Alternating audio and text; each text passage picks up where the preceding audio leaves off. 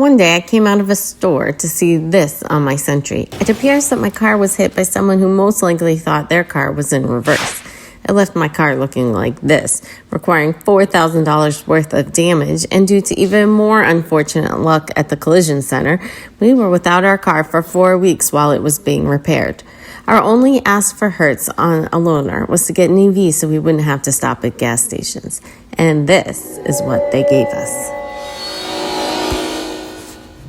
This is the Shelby Mach-E GT-H. It was a limited edition Mach-E created just for Hertz. There were only 100 ever made. It features the Shelby signature black and gold styling. It has touches of carbon fiber. A Borla V8 simulator gives it that old muscle car feel while maintaining the tech and instant speed of a modern electric vehicle. It also has a sporty 480 horsepower, giving it a quick 0 to 60 speed of 3.6 seconds. We took it on a day trip and averaged 2.6 miles per kilowatt hour efficiency, and we also saw the same stat for the life of the car, which was only at about 7,000 miles when we had it.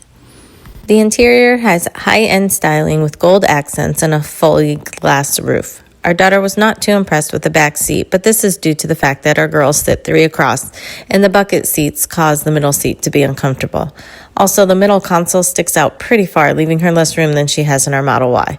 The bench is pitched at a bit of an angle as well, which is something all 3 of them complained about, but probably a non-issue for an adult. The center console tiered trays are very nice touch, making your belongings easily accessible. One feature that made the car feel more high-end was the ambient lighting. We also like the puddle lights that appeared as you approached the car. Moving on to the dash, the extra screen above the steering wheel is a nice touch. The main center screen is very large but has a controversial knob in the middle of the lower third of the screen. Some people absolutely love having a real knob, but others not so much. Here's my take. Strange to me because I'm just not used to it. And having the knob in the screen, a lot of people really like a knob, and there's a lot of Tesla people that complain that they wish they still had volume knobs and things like that and more buttons. I think probably people that are early switching over and just not used to it, because technically the Tesla does have a scroll wheel on the steering wheel that acts as a knob, but I just don't understand it entirely because you always have this much of the screen being blocked, at least that I can tell, being used for the AC or volume controls and things. So that actually leaves your screen, which is still large, but it shrinks the usable space on the screen. And the Tesla, the entire screen almost, and if you want to swipe down and take off the AC, the whole screen is your visuals.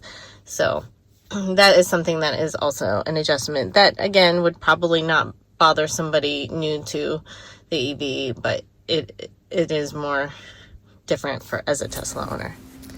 While on the subject of knobs, there's also a knob for shifting. While I find there is an ease of use to have a knob for this, it does require you to look down at the knob versus up at the parking lot or wherever you are driving. And for this reason, and due to it being in the center console, this was not a favorite feature of mine.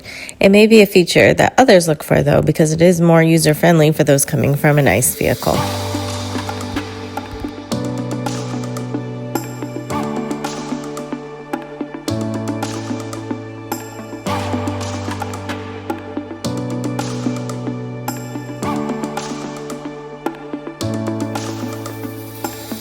It also has a start-stop button, which feels very unnecessary in an EV and resulted in me forgetting to turn the car off quite frequently.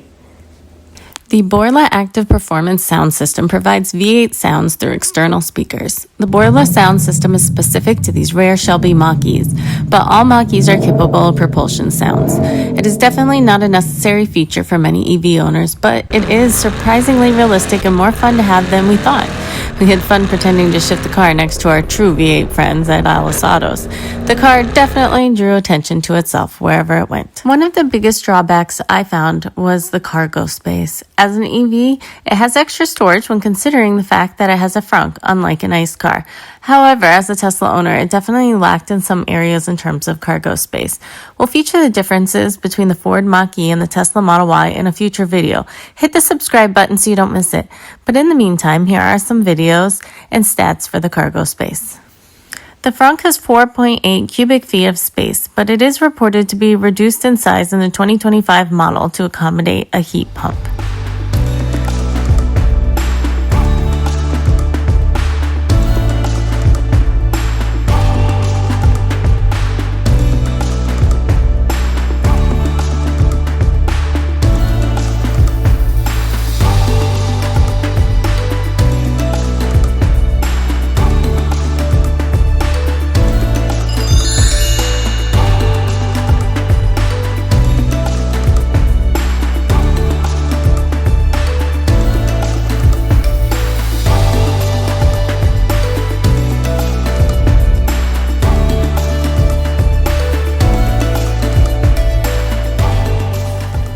A major pro is the ability to use Tesla chargers by utilizing adapters. Future Mach-E's will not require an adapter, and this makes traveling in the Mach-E easy since the Tesla network is so large.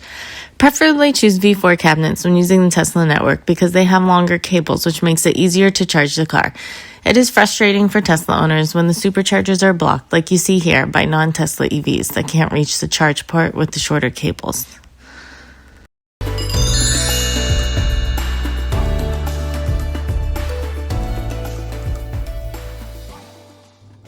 The user interface was a big drawback for us. The computer was a bit slow, and also the menus were convoluted and hard to find things, such as adjusting the charge limit.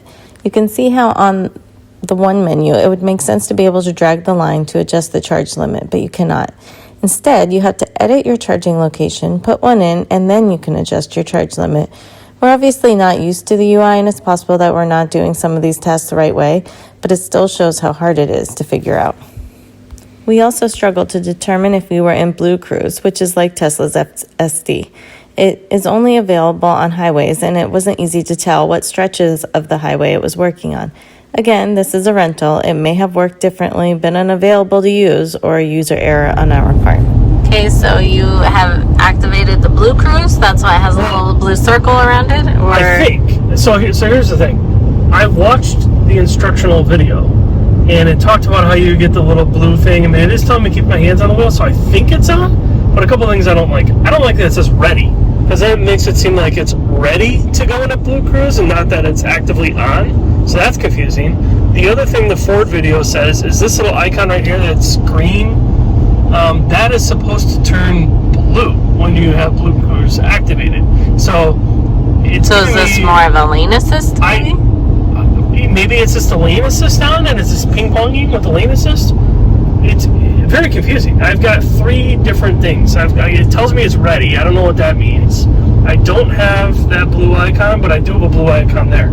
So, I don't know. Tell us in the comments. Do I have Blue Cruise on or not? I can't even tell.